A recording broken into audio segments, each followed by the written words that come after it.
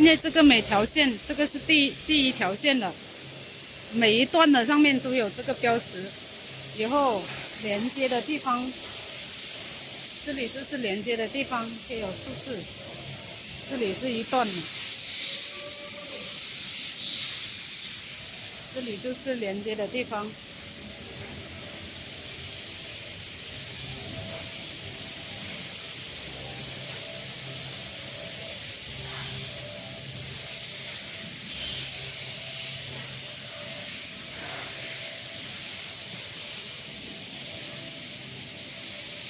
是拆的连接的地方，就是2个数字。包双层的，它这整个机器下面这里，它是有1、2、3、4，也是有几条这个不锈钢管嘛，我们也叫薄插。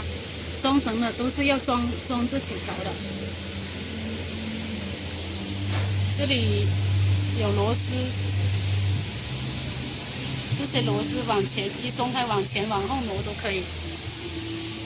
就是这个，它可以第一层它可以挡住嘛，就是这些薄插。